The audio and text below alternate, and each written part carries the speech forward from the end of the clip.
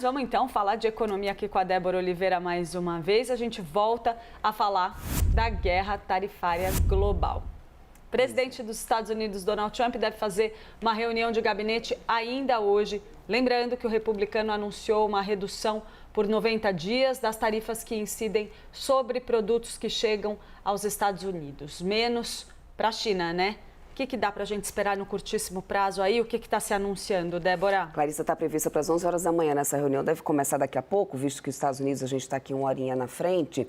O que acontece? A expectativa é que Donald Trump alinhe um pouco ali o discurso, acalme os ânimos também internamente. Não precisa a gente ir muito longe para lembrar que o próprio Elon Musk, segundo alguns bastidores e conversa ali de corredores, andou xingando até o próprio conselheiro tarifário de Donald Trump, porque no final das contas são ideias controversas até mesmo dentro do próprio partido do republicano. Esse é um ponto.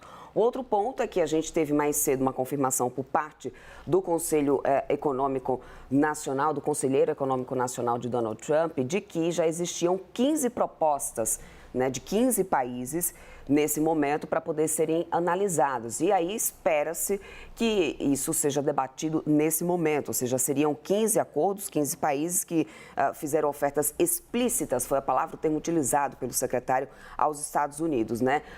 Foi por isso, inclusive, o secretário disse que essa oferta ali de trégua foi dada nessa quarta-feira, segundo o governo americano, que continua jurando de pé junto, que não teve nada a ver com a negociação e a pressão que a gente acompanhou nos títulos americanos.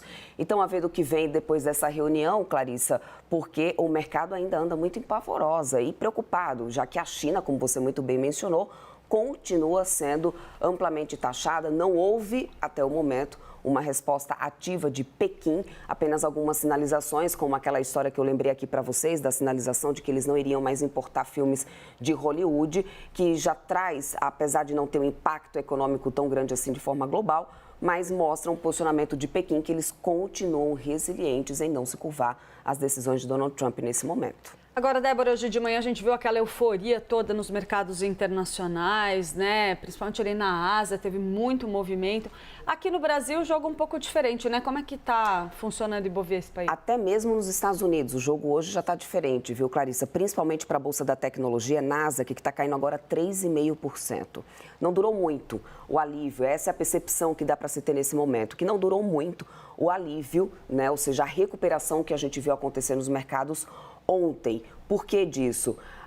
O principal problema e o que traz realmente um grande impacto global são as duas maiores economias se degladiando nesse momento.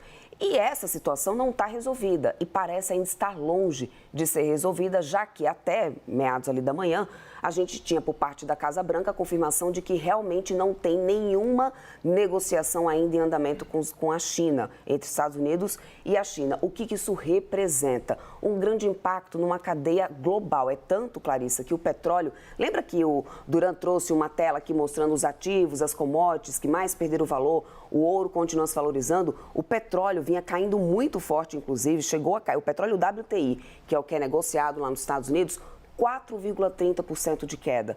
Muito disso em reflexo dessas medidas tarifárias, das incertezas do que pode acontecer entre os Estados Unidos e a China. Isso impacta cadeias no mundo inteiro. Muitas empresas ainda dependem de tanto de insumos como principalmente de serviço, de mão de obra técnica. Eu gosto muito de pegar o exemplo da Apple porque é muito emblemático, né? Ou seja, o iPhone que é consumido aí por todo o mundo, principalmente Estados Unidos, a China, por nós também. E para vocês terem uma ideia, esse serviço, essa montagem do telefone é feita lá nos Estados Unidos, lá na China. A tecnologia é desenvolvida nos Estados Unidos, mas a montagem é feita na China. Mesmo que se instale uma fábrica agora nos Estados Unidos, né? Será que a gente teria capacidade técnica operacional para poder fazer a montagem com toda a complexidade que a gente sabe que tem uma montagem de um mini computador desse, que foi o Naka gosta muito de chamar, esse é um mini computador que a gente tem aqui nas mãos? É difícil da gente ter isso no curtíssimo prazo nos Estados Unidos. Até que ponto os americanos também estariam dispostos a esse tipo de mão de obra nessas fábricas nesse momento? Então, tudo isso tem sido calculado, né? O impacto já foi causado. E esse risco ainda assombra os mercados que não têm previsão de ver um final desse conflito nesse momento. O principal problema está ali, entre Estados Unidos e a China. Esse problema ainda não foi resolvido. E os mercados ainda estão mostrando essa desconfiança nesse momento, nessa situação, viu, Clarissa? Aqui no Brasil não é diferente. O Ibovespa cai desde o momento da abertura, o dólar voltou para o patamar dos 5,90, justamente porque as incertezas ainda são muito grandes, se tratam das duas maiores economias no mundo e que impacta toda uma cadeia produtiva no mundo todo. E esse sobe e desce geral a gente deve continuar vendo enquanto a volatilidade vai durar, com certeza. Incerteza persistir.